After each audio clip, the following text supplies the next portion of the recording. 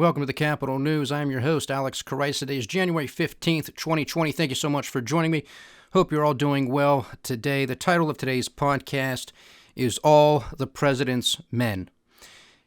We're going to talk about market performance. We're going to talk about the signing ceremony of Phase 1 between the U.S. and China. Articles of impeachment have been sent from the House of Representatives to the United States Senate, where a trial is scheduled to commence next week. There was also an exclusive interview this evening on MSNBC on Rachel Maddow's show, where she interviewed Lev Parnas, one of the individuals who has been arrested by the FBI, who was an associate of Rudy Giuliani's in this whole Ukrainian impeachment saga. So there's a lot to talk about. And once again, we are very timely here at the Capital News and how we titled our podcast for yesterday, because that was a wild week in Washington. I mean, we're just getting started here. It's Wednesday. We got a couple more days to go, and it is going to be wild weeks plural, in Washington, D.C. for the foreseeable future. First, to some market performance. The Dow Jones Industrial Average gained 88 points today, up 0.3%. The S&P 500 gained 6, up 0.2%. The Nasdaq relatively flat for the day. Why is it relatively flat for the day? Wasn't there a signing ceremony? Isn't everything supposed to be fantastic, remarkable, the best deal ever? Well, why are markets relatively flat? But we do have the Dow Jones closing above 29,000. What about on the commodity front? If we have this great deal between the two largest economies in the world, wouldn't that be boosting commodities? Shouldn't oil and gas be going through the roof? Well, we have crude oil at $58 a barrel. That's WTI. We have Brent, the international metric, at $64.50 per barrel. This is well below where we were only a couple weeks ago, when it came to the Iranian-U.S. tensions. Natural gas just hit a 5-month low as well. Well, wait a minute. We got all of this great stuff taking place. Isn't there supposed to be a whole bunch of demand for all of these commodities? For oil and natural gas? What's going on here? Why the pullback?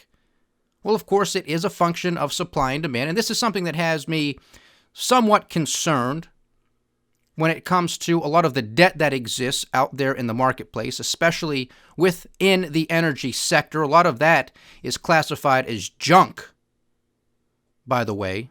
A lot of junk bonds are in the energy sector, not exclusively by any stretch of the imagination, but a significant portion, of the junk bond market and the leveraged loan market is comprised of energy companies.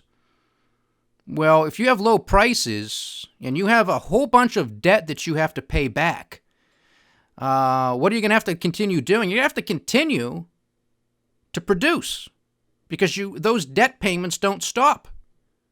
Those payments to the bank, those payments to your creditors, to the people who lent you money, you have to pay them back.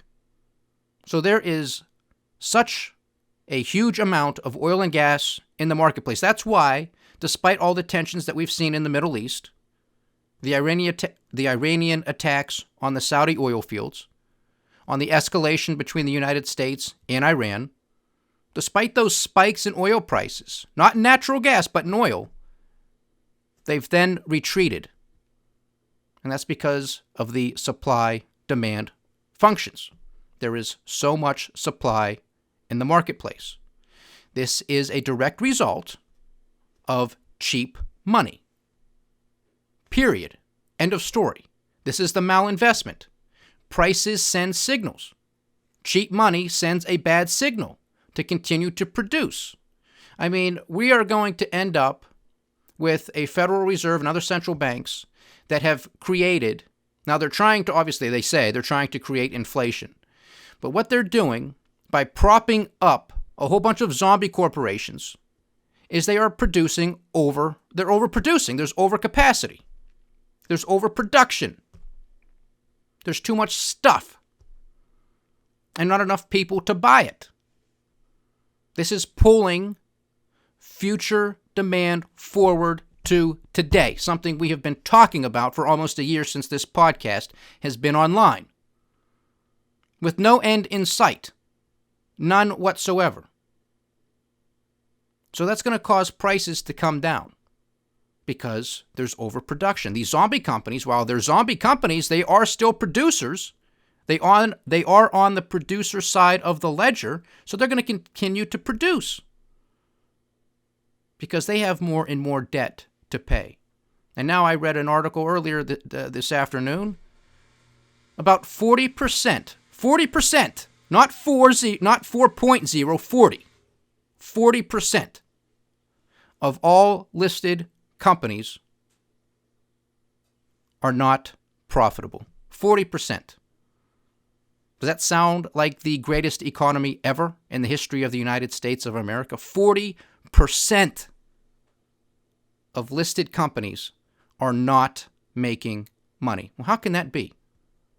Another interesting statistic for you guys. Since Donald Trump has been president, GDP has increased by $2.6 trillion. Seems pretty good. Well, then you have to ask, well, how much debt has been accumulated over the same period? Oh, $2.9 trillion. And for those of you who may not be aware, $2.9 trillion is greater than 2.6. So 2.6 trillion of GDP growth, 2.9 trillion in debt growth since Donald Trump has become president of the United States. So forget diminishing marginal returns. It's completely negative now. We are not getting any bang for the buck. I mean, this is what I'm talking about. It takes that much more debt to create, quote unquote, create that level of growth. And is it worth it? No. I'll give you that answer right now. It is not worth it. Because we got to pay it back, principal plus interest. Does that sound like a good recipe to you? Does that sound like a booming economy to you? It shouldn't. And you don't need to be an economist. You just need to have common sense, and you need to take the blinders off. You need to take the headphones off, and you need to get out of your silo. If you're following Donald Trump to the edges of the earth, no matter what, you got to wake up. You got to wake up. So that's the commodity space. What about precious metals? I mean, if there was such a great deal, shouldn't all of the animal spirits be out?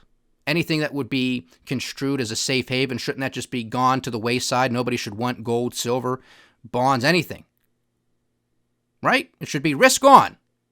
Well, what's going on with gold and silver? No major sell-offs here.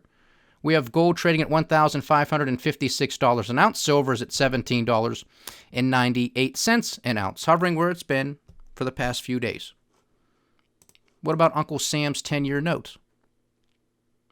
Yielding 1.79%. So there continues to be a divergence, once again, between how the stock market is performing and how the bond market is performing.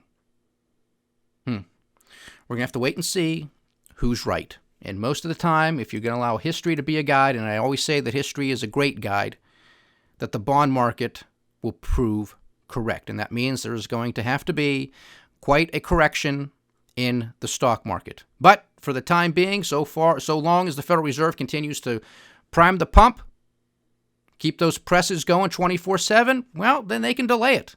They've been doing it since September. And we have every belief that they will continue to do so well through the first quarter of 2020, if not beyond.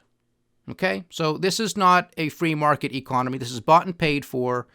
And I hope you understand how detrimental this is to the entire economy and especially to younger generations. I mean, they have no say in this. They did not vote for any of this, but they got to pay the price for all of it. It's a moral and ethical crime, and it should be an actual crime as far as I'm concerned, but it won't be because the powers that be, this is what they're gunning for. This is what they want. This is the system that they have employed. This is the system that they want to just keep in perpetuity. There's no end in sight. There's nobody calling for the abolishment of the Federal Reserve. There's nobody calling for the abolishment of the federal income tax. I am. I hope you are too. I hope you're starting to understand all of this and how it's all interconnected. So that's some of the market performance. We also have some news out of Germany.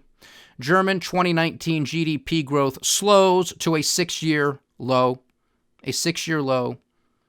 German GDP. Supposedly the economic powerhouse in all of Europe. Yeah, real power. Power to you. So that's some of the market performance. Phase 1 trade deal. Allow me to read briefly here a tweet from Zero Hedge. I have cited Zero Hedge here many times, or, a financial media outlet online. I follow them on Twitter. You can follow them on Twitter, online, their website, however you want to do it if you are so inclined to do so. I enjoy their commentary. I enjoy the articles they put out there. I enjoy some of their witty tweets that they put out there. Well, here's one in regards to the Phase 1 trade deal. Trade deal summary. China will buy pigs it desperately needs, soybeans it needs to feed the pigs, and whatever oil it can't buy from Iran due to U.S. sanctions. That sums it up pretty damn well. China also promises to buy more if it can, but won't. I mean, you can't make it any more succinct than that. I mean, that just hits it right on the head. Then you got some other things, some other details that came out in regards to this Phase 1 deal. China also grants U.S. funds permission to invest in trillions of local non-performing loans. We talked about this months ago, folks, if you recall. I said this was going to be a ploy. This is going to be a trap that the Chinese are going to say, oh, yeah, the United States, of course you can come in now and start investing in our markets, in our financial markets heavily, in our debt markets heavily. And don't forget, folks, China has $40 trillion in debt. U.S. dollars, not the Chinese yuan, U.S. dollars, $40 trillion. You think this is going to end well? This is like the spider saying, come on in, Mr. Fly, everything's cozy. That's exactly what's going on here. That's the analogy I used months ago, saying this is what they're going to do because the Chinese know better than anybody the fraud that they have been perpetrating on the rest of the world for the past 2 decades. Okay? Now they're starting to reach terminal velocity. They cannot go any faster. It's going to start decelerating. That's it. That's it. This is why you're seeing and experiencing a global slowdown. China kept the globe out of a global depression 10 years ago during the great financial crisis because they were buying everything up. All the cement, all the steel, all the aluminum, all the copper, everything. They were buying everything. So they were able to keep the world economy going. Now, they've overproduced. Now they're saturated.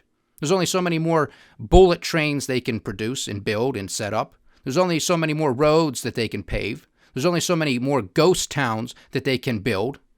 You get my point? And there's nowhere else to go to. You can't pass the baton to India. They're not ready for that type of explosive growth. And I imagine they'll be a little bit more prudent anyway. So there's nowhere to go. That's it. You understand? You're starting to see the picture here? You should already understand this if you have been somebody who's been following this podcast for quite a while. In exchange, continuing, China will make public FX, foreign exchange, information it already publishes. And if the U.S. feels China is violating the deal, it can be ended with one Trump tweet, which is basically the truth. Because there is an escape clause within this deal that basically says if any one of the parties thinks that the other party is acting in bad faith, that they can leave the deal. That's it. There is nothing here. There is no enforcement here. The United States is going to keep tariffs on Chinese goods, not all of them, obviously, but on a significant portion of them. So tariffs are still going to be on there. We talked about this yesterday, probably through the 2020 elections. Most of the goods, if they are in fact purchased, are scheduled to be purchased not in 2020, but in 2021. Donald Trump may or may not be the president in 2021. Okay? He will be up until inauguration. It'll either be his inauguration or the next president. Okay? So the bulk of this deal, the bulk of the goods, are to be purchased, if they're going to be purchased, in 2021, not in 2020. And the amounts take us back to where we were before this whole fiasco began. All right, so this is not going to be a major relief to retailers. It's not going to be a major relief to manufacturers. And it's not going to be a major relief to farmers. A lot of farms, especially family farms, and we discuss this here all the time, have gone bankrupt. The United States, via John Q. Public, the taxpayer, has been bailing out farms, mainly commercial farms, to the tunes of tens of billions of dollars. So even if you were going to say that that is a negative cash outflow, and then you take in all of the, quote, positive cash flow that'll come in via these purchases, how long is it going to take until we break even? If the Chinese even make good on it. Again, this sums it up beautifully. China will buy pigs it desperately needs, soybeans it needs to feed the pigs, and whatever oil it can't buy from Iran due to U.S. sanctions.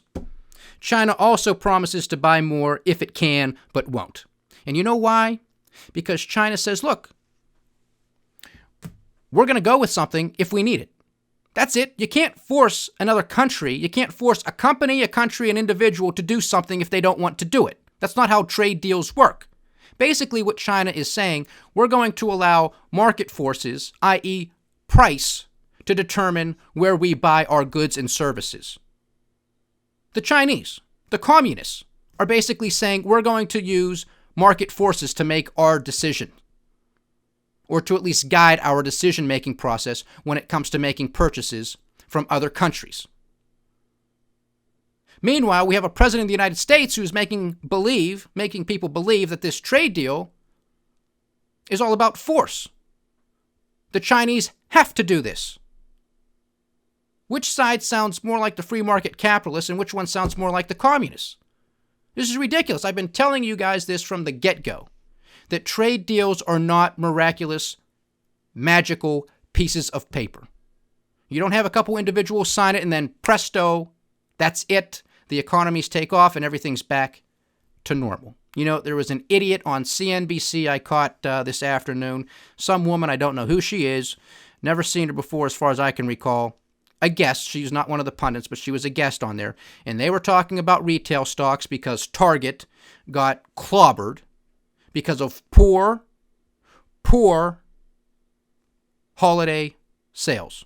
I thought the U.S. consumer was booming. Boomtown. So why are all these retail stocks cratering? Oh, well, surprise, surprise. Not to you if you pay attention to this podcast. But this dingbat is out there, and she's basically saying, well, yeah, this could be good news with the trade deal because, the prices have gone up. Yeah, that's right. The prices did go up, honey, because of the tariffs. And now, if the tariffs are removed, these retailers can keep their prices up there, so now they're going to be able to make better margins. Are you stupid? Nobody's buying them at these prices. That's why their holiday sales were cratering, in addition to a whole bunch of other things that we talk about here every day. These companies aren't going to keep those prices up there if they can't get consumers in the door. They're going to have to lower the prices. This is Econ 101. You pay attention to CNBC, you're going to lose IQ points, believe me.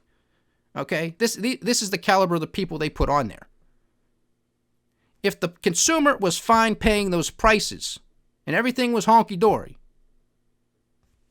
then Target, their sales, their holiday sales would have been through the roof. Not tanking, and along with it, their share price. You understand this? This is not difficult to comprehend. But this is the caliber of the people that they put on these shows. And she's like patting herself on the back. Yeah, this could be a good thing. Margins could expand because of this, because prices are sticky. They weren't paying the prices. That's why the sales are down. This is Econ 101 stuff. This is the law of demand. Okay? So that's that. We also have, and I did not actually watch the signing ceremony, but I believe it was a lengthy ceremony for what it's worth. And during this, I caught some news clips or some articles, some other people on Twitter that I follow, where during the ceremony and during the speech that followed by President Trump, he touted the performance of J.P. Morgan. And we didn't talk about this the other day, but they released their fourth quarter earnings, and they were basically through the roof, just blowing through expectations. Surprise, surprise, isn't it? With the Federal Reserve pumping tens of billions, hundreds of billions of dollars overnight. Well, surprise, surprise that a bank does well. He's touting them. Oh, man, they blew through expectations. Ladies and gentlemen, isn't Donald Trump supposed to be draining the swamp? Isn't that why you voted for him? Isn't that why he's there? J.P. Morgan is the swamp. They might be the conductor of the whole damn thing. And this is what he's touting, and this is what he is parading around. Remember, you bailed them out only a decade ago. Didn't you vote for Trump to say enough of this crap? I told you, folks, the military-industrial complex, the swamp, is making more money now than they ever have before. The pedal is to the metal. They are the direct beneficiaries of all of this fraud, of all of this deficit spending, of the tax cuts, of the Federal Reserve printing all of this money like it's going out of style, because it is. You're finally starting to see this? How could he even come out and make this statement? Then, through another article I hear, that Donald Trump talks about negative interest rates once again. This is criminal. What don't you understand? This is outright theft of your savings, of your hard-earned money. Forget how much you're taxed. Forget about inflation. Now he's coming directly for it. Once again. How much more do you want to continue to give to this monstrosity of a U.S. government that does things, I presume, at least speaking for myself, that does things in our name that I do not stand for a second? All of the Middle East tension, all of the other excursions that were on all over the world, staging coups overtly, covertly, propping up dictators, all of this stuff. I don't stand for that. I don't stand for the welfare state. But guess what? That's where all the money's going. That's where it's going. And now negative interest rates. If you do not understand the consequences of this by now, especially if you've been with this podcast for a while, then stop listening to me and stop following me, because nothing's getting through. This is outright theft. You want to know how it's working? Why don't you go ask the Japanese how it's working for their financial system? Why don't you go ask the Europeans how negative interest rates are working for their financial system? They've still yet to recover from the great financial crisis. Then they had the Eurozone debt crisis in 2012. They're not recovering. Japan has been on the decline for the past 30 years. They have lost generations, plural, which is exactly what's going to be taking place in Europe, and it's what's going to be taking place in the United States of America, and it already has to some degree. Because nobody wants to be a leader, nobody wants to be honest with the people of Japan, with the people of Europe, with the people of the United States, and man up and fess up to the fraud and corruption that existed. That was supposed to be Donald Trump. He was supposed to be the guy that came in and shook things up, drained the swamp. Well, the swamp is making out like the bandits that they are. Okay? And he is touting them to the nation on live TV. And then he out again calls for negative interest rates. That, to me, it's almost impeachable in and of itself. I mean, that is outright theft. The taxation is outright theft. The inflation generated by the Federal Reserve, the currency devaluation, one and the same, is outright theft. I mean, this is the triple whammy. But that's what we're dealing with. Articles of impeachment were sent from the House of Representatives to the United States Senate. A little bit more of a serious tone by Senate Majority Leader Mitch McConnell after the Senate received the articles of impeachment. And rightly so. I mean, this is a serious process. This is the responsibility now in the Senate to hold the trial. And it is the obligation of Senate leadership and all senators to be as impartial as they possibly can be and to allow for a fair and open trial. If Donald J. Trump is exonerated because the facts of the case prove as much, then so be it. He's an innocent man. He can go on and continue doing what he's doing. If it's the other side of it, If it shows that he is guilty, then he needs to be removed. The truth is the truth is the truth. Let the truth be known and let justice be served. Period. End of story. Doesn't matter if you're a Democrat. Doesn't matter if you're a Republican. Let the truth be known and let justice be served. All right. Now, I want to share a theory with you guys. Complete theory, complete speculation on my part. But I've been asking myself, why are the Republicans so in lockstep with the President of the United States? I mean, this is almost an impossibility for an entire political party through the representatives, whether that be congressmen and women or senators, to be in lockstep. I mean, you can't get your friends to agree where to go to dinner, right? So, I mean, this is highly questionable activity as far as I'm concerned as to why there are virtually no Republicans coming out and saying, well, okay, President Trump, it's not impeachable, but he most definitely shouldn't have done it. We don't even get that. He did nothing wrong, or people are, they're mum. They're just keeping their mouth shut, and that's it. So my wheels are spinning. Why might this be? Could this be some real cynicism at play? Could this be some real Machiavellian ploy here by the Republicans? Maybe, maybe not. Again, complete speculation. But I think time will tell. And I think we'll find out here shortly. The Republicans basically have nothing to lose if they get in lockstep behind the president, right? 100%. If they get into a room and by their leadership, they say, here, look, here's what we're going to do. We are going to completely back and support Donald Trump through this process, through this inquiry. Okay? Basically, what I think this could be in a Machiavellian play is basically giving the president all the rope he needs to basically hang himself. Okay? Hear me out. We're going to allow the president, he can say what he wants. We're going to support him. We're not going to contradict him. We're not going to challenge anything. We're just going to support him. We're going to attack the Democrats, and that's it. Okay? Why? Because we don't want Donald Trump. We don't want the wrath of Donald J. Trump coming after us individually or as a group, and we do not want the wrath of his supporters coming after us individually or as a group, because we all want to remain senators, congressmen, and congresswomen. Okay? That's easy to understand. That's self-preservation. That's as old as politics. All right? Now, okay, they can play up this game that the Democrats are being unfair. It's taking place in the bunker in the House, in the Capitol building, yada, yada, yada. There's no process. There's no witnesses. There's no this, that, or the other, okay? Now it gets to the Senate. Now there's a trial.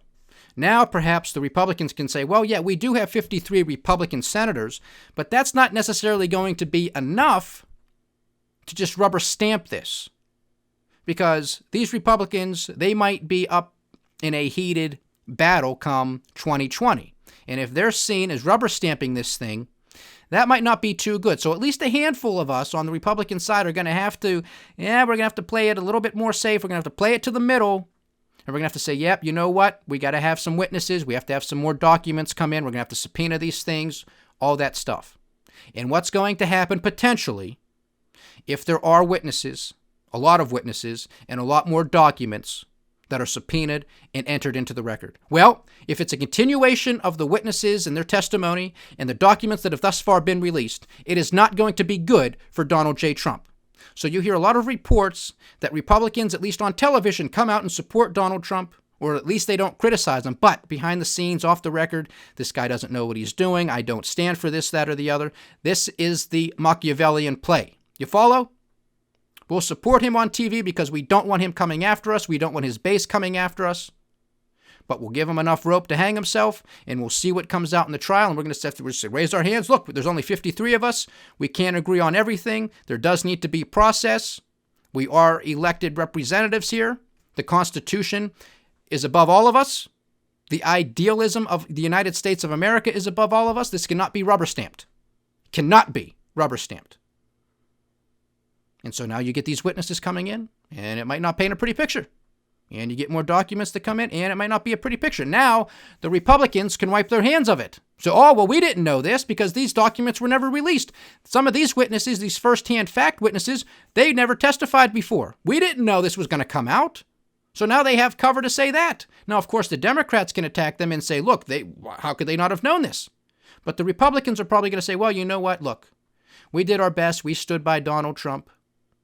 You're not going to go vote for some socialist, are you? You're going to come back home to the Republican Party at the end of the day. That's their gamble. That's their gamble. And of course, that's all speculation. All speculation. And we'll find out what happens, what transpires here over the course of this trial, which could last a few weeks. And if there's more information that comes out, it could last quite a bit longer than that. And who the hell knows? He could be acquitted, and then more information comes out later, and he could be impeached again. This could be a circus for quite a long time. Now, we're already at the half-hour mark, so this is probably going to be a little bit of a longer podcast, but it's important.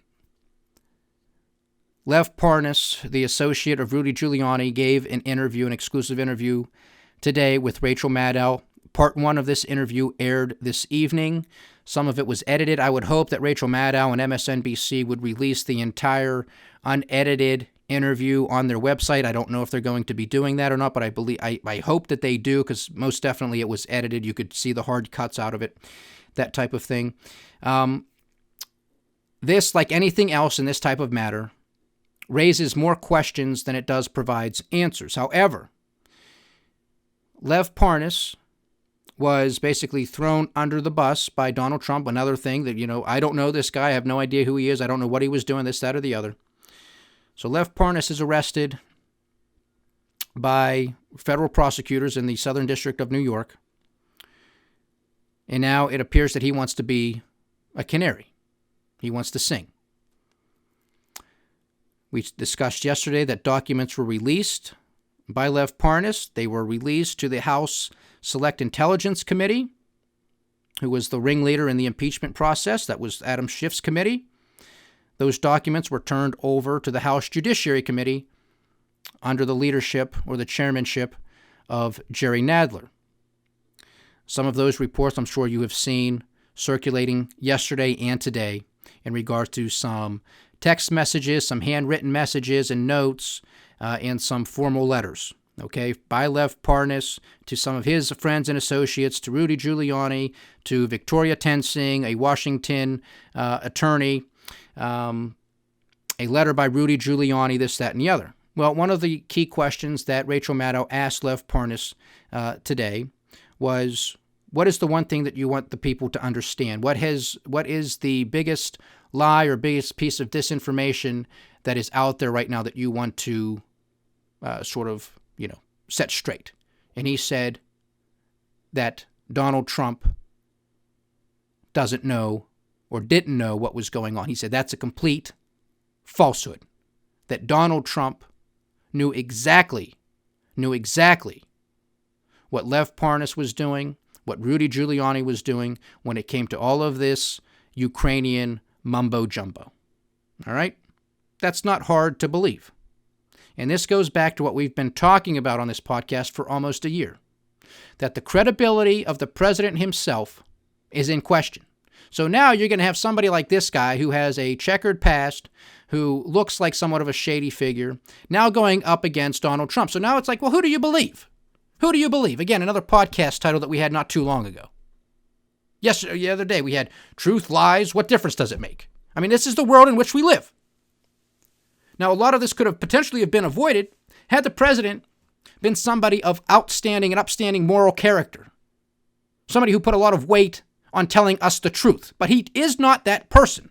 So now a lot of this, you have to take everything that Lev Parnas says with a grain of salt, and you have to take everything that the President of the United States says with a grain of salt. All right? So Lev Parnas is being charged by federal prosecutors. Is he coming out because he's looking for a deal? Is he looking for leniency? Is he looking for immunity? What's going on here? All right? So it's right of us to be skeptical of him, and it's right of us to question everything. And again, this interview and a lot of the things that they talked about are going to raise more questions than it does provides answers.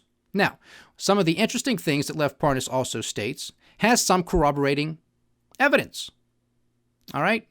And now it's going to ask, again, the title of today's podcast is All the President's Men. So sort of front and center now is going to become Vice President Mike Pence. All right? Because according to Lev Parnas, his duty, his job, was to work as an associate of Rudy Giuliani's on behalf of President Donald J. Trump to get the Ukrainians under the new leadership of President Zelensky to announce, and I stress the word announce, an investigation into Burisma and into Joe and Hunter Biden. All right, I stated this months ago during the impeachment inquiry that we had this thought, what if Donald Trump doesn't even care if there's an outright investigation? Maybe he just wants the announcement because it's the appearance, it's the perception, because he can always hang this over Joe Biden, especially if Joe Biden becomes the Democratic Party's nominee for president. He can hold this over them. In fact, it would be better if it was just an announcement, because if there was a real legitimate investigation, well, then maybe it comes to a close before November 2020 election day, and maybe it clears the air for him. Okay, so it's sort of, is that the case? Is it just the announcement? So Lev Parnas, he is tasked, according to him, by Rudy Giuliani, to get aggressive, to really make this happen. And according to Lev Parnas, what's actually more important for the Ukrainians, at least at that time, during the transition to President Zelensky becoming the president of Ukraine, was for the reality and the perception that the United States was standing side by side, arm in arm, with the new Ukrainian administration and with the Ukrainian people. That was more important than the actual military aid. And one of the ways that this show of solidarity was going to take place was a huge delegation from the United States being sent over to the inauguration of President Zelensky. Cabinet members, Vice President Mike Pence, all that jazz, okay? In a show of solidarity. During this time, Lev Parnas is pushing the new administration through a senior advisor to President Zelensky to announce an investigation. Announce the investigation into the Bidens, and the United States will send over this huge delegation for the inaugural. Okay? You follow? The Ukrainians said, "No, I don't believe you. You're Lev Parnas. Who are you?" Which is a legitimate question. Why are we dealing with you? Why are we not dealing with the President of the United States himself? Why are we not dealing with somebody within the National Security Council? Why are we not dealing with somebody from the State Department? So they said, no, we're not going to do it. We're not going to do it. Now, maybe they thought that Lev Parnas was bluffing. He's not really this tough guy. He doesn't have this type of authority. He doesn't have these types of connections directly to the President of the United States. So Lev Parnas has to report this news back to his handler, who is Rudy Giuliani. He says, Rudy, they're not going to do it. Rudy supposedly says, we'll see. They're going to find out what happens next, or something to that effect. Okay, they're going to find out what happens next. What happens next? Mike Pence, who was scheduled to go over to the inauguration. You remember this? This wasn't that long ago. This was a mystery. It was canceled. His trip to the Ukraine was canceled. This was the next day. I believe they cited the dates, the 12th and the 13th. The 12th, they had this phone call. They had this discussion amongst themselves that, okay, we're not going to announce the investigation. Parnas calls Rudy Giuliani. Rudy Giuliani then presumably calls President Donald Trump, or goes to the White House and tells him that they're not going to do it. And then presumably Donald Trump himself orders that Mike Pence no longer goes to Ukraine. Remember, there was a whole bunch of questions surrounding that time frame. Lev Parnas says 100% that's the reason why that trip Mike Pence was canceled. Now again, we can choose to believe Lev Parnas or not, but that is the time frame. He is providing details. Okay? So this is something that you have to take into consideration with all of this. Put him under oath. Go through all of the documents that were released. That's what we want here. We want the full truth, no matter who's implicated. Republican, Democrat, President, Vice President, Nancy Pelosi, Adam Schiff. I don't care. I don't care. And neither should you. So he's going on and on about this. And now you have to ask yourself the question. Again, this raises more question than it provides answer. What did Mike Pence know? Mike Pence was scheduled to go to Ukraine for this inauguration. It gets canceled at the last minute. Do you think that Mike Pence didn't know what was going on? Do you think he said, well, why not? Or do you think he just kept his mouth shut? It's best you not know, Mike. Do you think that conversation was had? Because that opens up a whole other rabbit hole to go down to as well.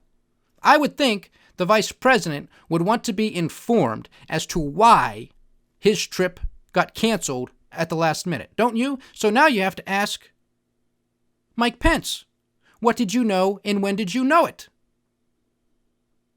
See what I'm getting at here? Because Lev Parnas used basically the same terminology as Ambassador Sondland did. And he said, well, everybody was in the loop. All the president's men. He talked about John Bolton. He makes some presumptions. So those are the things that you have to take with a grain of salt. Some of them are logical. Some of them are stretched. Some of them I don't think took place. He did not have firsthand knowledge as to who directed whom to do what, when, where. But he is trying to do his best to connect the dots. That's not necessarily his job to do that. But check out the interview. Check out the interview on MSNBC. That's why I tell you guys to watch everything, read everything, listen to everybody. Because I don't know if Lev Parnas is going to go on an interview tour, an interview circuit. I don't know. But he was on MSNBC.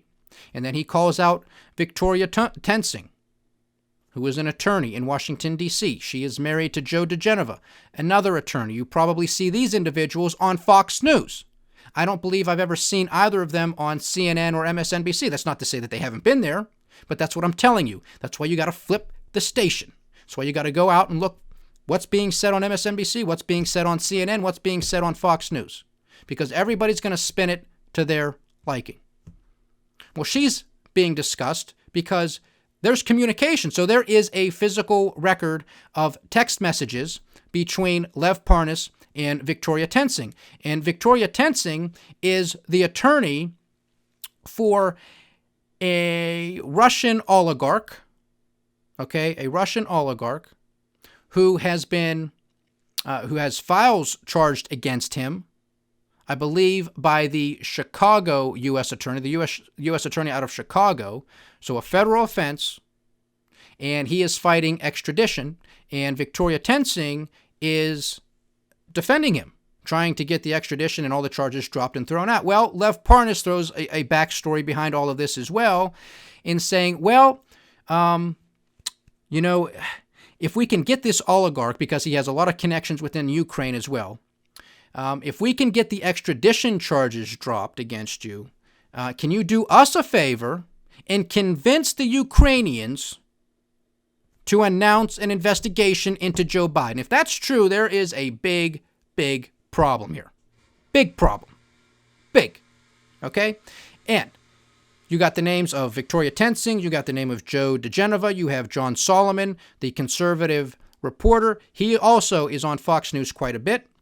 We talked about this months ago. These are the same people, the same names that have been saying for months, if not years now, just wait until this one report comes out. Just wait until this one report comes out. It's going to be the death knell into the deep state. That's it. That's it. So far, who's been arrested? Nobody. Who's gone to jail? Nobody. Who's been charged? Nobody. The same group of people. Now what we're finding out, this is becoming the inner circle of the President of the United States. And Lev Parnas, while he wasn't putting words into the mouth of John Bolton, he basically said John Bolton should know quite a bit and he should come forward and testify. Because he would have a lot more firsthand knowledge as to what was going on, because he knows that Rudy Giuliani and John Bolton were butting heads. They had tension on a whole host of issues, this, that, and the other. So what I said from the outset, folks, this was not just a phone call on July 25th. There was a backstory. And that's what we continue to find out. This raises more questions than it does provides answers. Some of this interview I deem as credible. Some of it I say is a stretch. Some of it I'm not so certain of. He did happen to apologize to Marie Yovanovitch, the former Ukrainian ambassador. He did apologize because he said, there were things that I was told that she said about Donald Trump, this, that, and the other. And at the time, I believed it. Now, given what's come out in the record, her testimony, this, that, and the other, I no longer believe that she was out to get Donald Trump, that I owe her an apology. And he apologized. Now, maybe he's covering his rear end. Maybe he's trying to look good. I don't know. Again, those are the things you take with a grain of salt. But on the other side, you have people who have been telling us lies, conspiracy theories, exaggerations, this, that, and the other. These people are going down. They're still walking around. This report's going to come out. It's going to be the end of everything. That report comes out. Nope, everything continues going on. So, who to believe? Who to believe? That's why these people need to be sworn in under oath and start testifying. Rachel Maddow and her team obviously reached out to a whole bunch of people, Rudy Giuliani being one of them. By the time her show ended this evening, Rudy Giuliani made a comment in regards to the interview that has thus far been made public. And he didn't say that the entire interview was a farce, a fabrication. He just said that when Lev Parnas made basically the assertion that he was deputized by Rudy Giuliani and Donald Trump to work on behalf of Donald Trump, he just said that's not true. Okay? Well, if you're going to say that's not true, Rudy Giuliani, why not say the entire interview was false? Get what I'm saying? If you're going to take the time to call up the producers of the Rachel Maddow show and say that one statement was false, not true, well, if the whole thing wasn't true, wouldn't you say the whole thing wasn't true? So now that's a head scratcher too. Are they slicing hairs? What's going on here? Again, raises more questions than it does provides answers. So now it's really incumbent, I think, on the U.S. Senate to have an open and transparent trial. It was always their obligation to do so. You got to put the politics aside. You have to allow the Constitution to do what it does best. You have to trust it. You have to put your faith and confidence in the U.S. Constitution. We have to. And again, I don't care if it's Donald Trump who goes down, Mike Pence, John Bolton, Nancy Pelosi, Devin Nunes, who his name was brought up as well today, Adam Schiff, Jerry Nadler. I don't care. Take them all down. Take them all down. I don't care. I want the truth. I want justice. End of it. So that's the other thing with Devin Nunes, the ranking member on the House Intelligence Committee. All right, remember at the end of the impeachment inquiry, there were some things. Oh, Devin Nunes was on the phone with Lev Parnas. What's that all about? Why was he involved with this guy, this shady character? Well, according to Lev Parnas, he had communication with Devin Nunes. Not that they're buddy-buddy, but he had even deeper conversations with a senior aide of Devin Nunes, because I guess they wanted to distance themselves, or there was that ethics probe into Devin Nunes, so he wanted to sort of distance himself, but talk to my senior aide. And according to Lev Parnas, his senior aide, I don't recall his name, but he does name him, he was already up to speed on a lot of things that was going on. Now, if that's true, that raises a whole bunch of questions that need answering as well. See what I'm saying here? This was not just a phone call on July 25th. There was a backstory. May the truth be known and may justice be served. All the president's men. This is going to continue for quite a while. Thank you so much for joining me today, ladies and gentlemen. Please like, share, subscribe, get the word out, and leave your comments. We do love hearing from you. Stay diversified, stay vigilant, and stay with the Capital News. I am Alex Karitis. Godspeed.